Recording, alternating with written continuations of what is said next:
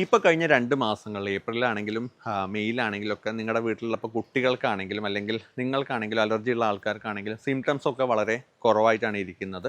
പക്ഷേ മഴ വന്നു തുടങ്ങി, അല്ലെങ്കിൽ മഴ തുടങ്ങിയപ്പോഴത്തേക്കും സിംറ്റംസ് കൂടാൻ തുടങ്ങി. തുമ്മലാണെങ്കിലും മൂക്കടപ്പാണെങ്കിലും ഇല്ലെങ്കിൽ പണ്ടത്തെ ആസ്മയാണെങ്കിലും ഒക്കെ തലപൊക്കി തുടങ്ങി. കുട്ടികളിലൊക്കെ ഇത് കുറയാനുള്ള ഒരു കാരണം എന്താണെന്ന് വെച്ചാൽ ഇപ്പോൾ ഈ ഏപ്രിൽ മെയ് സമയത്ത് നമ്മുടെ അറ്റ്മോസ്ഫിയറിലെ മോയ്സ്ചർ വളരെ കുറവാണ്. അതായത് ജലാംശം ഉള്ളത് വളരെ കുറവാണ് അറ്റ്മോസ്ഫിയറിൽ. മഴക്കാലം എത്തുമ്പോഴത്തേക്കും ഇത് കൂടുകയാണ്. അതായത് നമ്മുടെ അറ്റ്മോസ്ഫിയറിൽ കൂടുതലായിട്ട് മോയ്സ്ചർ ഉണ്ടാവും. അപ്പോൾ ഇവർ ബ്രീത്ത് ചെയ്യുന്ന സമയത്ത് ഇത് അകത്തേക്ക് എത്തിക്കഴിഞ്ഞാൽ അലർജി പെട്ടെന്ന് ട്രിഗർ ആവും. പലപ്പോഴും ഭയങ്കരമായിട്ടുള്ള തുമ്മലിലാണ് പലപ്പോഴും സ്റ്റാർട്ട് ചെയ്യുക. അത് മൂക്കടപ്പിലേക്ക് പോവുകയും പിന്നെ ചുമയിലേക്കും ശ്വാസം മുട്ടലിലേക്കൊക്കെ പലപ്പോഴും കടന്നു പോകുന്നുണ്ട്.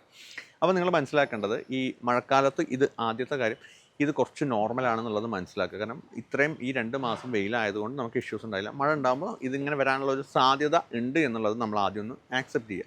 രണ്ടാമത്തെ കാര്യം, എന്തൊക്കെ കാര്യങ്ങൾ നമുക്ക് കൺട്രോൾ ചെയ്യാൻ പറ്റും എന്നുള്ളതൊന്ന് നോക്കാം. ഒന്നാമത്തെ കാര്യം, നമുക്ക് എവിടെയൊക്കെ ഈ മോയ്സ്ചർ അടിഞ്ഞുകൂടുക അല്ലെങ്കിൽ മോയ്സ്ചർ കൂടുതലായിട്ട് നിൽക്കുന്ന സ്ഥലങ്ങളുണ്ട്. ഈ മോയ്സ്ചർ നിൽക്കുന്ന സ്ഥലങ്ങളിൽ ഈ ഫംഗൽ ഗ്രോത്തും മോൾഡ് ഗ്രോത്തും ഒക്കെ ഉണ്ടാവാനുള്ള സാധ്യത കൂടുതലാണ്. അപ്പോൾ ആ സ്ഥലങ്ങൾ ഏതാണെന്ന് മനസ്സിലാക്കി അവിടെ ഒന്ന് ക്ലീൻ ചെയ്യുകയും ചെയ്യുന്നത് നിങ്ങളുടെ അലർജി കുറയ്ക്കാൻ സഹായിക്കും. പല ആൾക്കാരും ചെയ്യുന്ന ഒരു മണ്ടത്തരം എന്ന് നമുക്ക് പറയാൻ പറ്റില്ല, അവരുടെ ആവശ്യകതയെ കൊണ്ട് ചെയ്യുന്ന കാര്യമാണ്. തുണി ഉണങ്ങാത്തൊരു പ്രശ്നം വരും മഴക്കാലത്ത്. അപ്പോൾ എന്ത് ചെയ്യും പല ആൾക്കാരും, അത് ഉണങ്ങാൻ വേണ്ടിയിട്ട് വീടിനകത്ത് ഇവ ഉണക്കാനിടും, രാത്രി ഫാൻ ഇട്ടിട്ട്. അപ്പോൾ ഇത് ഉണങ്ങി കിട്ടും. പക്ഷേ ഇതിനൊപ്പം ഒരു പ്രശ്നം എന്താ വെച്ചാൽ വീടിനകത്ത് മോയ്സ്ചർ കണ്ടൻറ്റ് കൂടുതലായിരിക്കും. ഓക്കെ, അപ്പോൾ തന്നെ ഈ അലർജിക് ടെൻഡൻസി ഉള്ള ആൾക്കാർക്ക് പെട്ടെന്ന് സിംറ്റംസ് വേഴ്സണായിട്ട് കാണാം. അപ്പോൾ ഈ ഞാൻ പറയുന്നത് ഇത് ഉണക്കരുത് അല്ലെങ്കിൽ ഇത് ചെയ്യരുത് എന്നല്ല. നമ്മൾ ഏറ്റവും കൂടുതൽ ടൈം സ്പെൻഡ് ചെയ്യുന്ന സ്ഥലം എന്ന് പറയുന്നത് ഒന്ന് ബെഡ്റൂമിലാണ്, അല്ലാന്നുണ്ടെങ്കിൽ നിങ്ങൾ ഡ്രോയിങ് റൂമിലൊക്കെ ആയിരിക്കും. അപ്പോൾ ഇങ്ങനത്തെ സ്ഥലങ്ങളിൽ കഴിയുന്നതും ഈ തുണി കൊണ്ട് വിരിക്കാതിരിക്കാൻ ശ്രമിക്കുക. നിങ്ങൾ പുറത്ത് എവിടെയെങ്കിലും അല്ലെങ്കിൽ ഹോളിലൊക്കെ നിങ്ങൾ വിരിച്ച് കുഴപ്പമില്ല. ബെഡ്റൂമിൽ നമ്മൾ ഏറ്റവും കൂടുതൽ ടൈം സ്പെൻഡ് ചെയ്യുന്ന സമയമാണ്. ആ സ്ഥലത്ത് കഴിയുന്നതും തുണിയൊന്നും ഉണക്കാതിരിക്കുക. അതുപോലെ തന്നെ ഈ സമയത്ത് പലരും ഹെൽമെറ്റൊക്കെ എത്രയോ കാലങ്ങളായിട്ട് ഉപയോഗിക്കുന്ന ആൾക്കാരായിരിക്കും. അതിൻ്റെ ഉള്ളിൽ ആ സോഫ്റ്റ് പാഡിംഗ് ഒന്നും ആരും തുടച്ച് വൃത്തിയാക്കുക അല്ലെങ്കിൽ ഒന്നും ചെയ്യാത്തതാണ്. ഇപ്പോൾ ഇതിലൊക്കെ ഉണ്ടാവുന്ന പൊടി, ഡസ്റ്റ് മൈറ്റ്സും അതുപോലെ തന്നെ ഫംഗൽ ഗ്രോത്തും മോൾഡും ഒക്കെ ഉണ്ടാവും.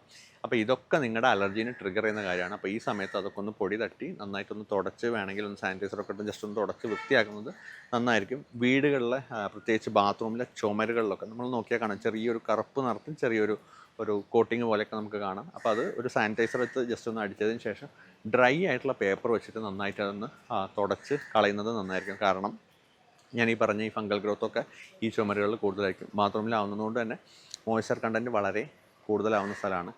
കുട്ടികൾ ഉപയോഗിക്കുന്ന സോഫ്റ്റ് ടോയ്സ് എന്ന് പറയും, ഈ ടെഡ്ഡി ബിയർ പോലത്തെ സോഫ്റ്റ് ടോയ്സ് ഉണ്ടല്ലോ, ഇതിലൊക്കെ ഈ സമയത്ത് ഇഷ്യൂസ് കൂടുതലുണ്ടാകുന്ന സമയമാണ്.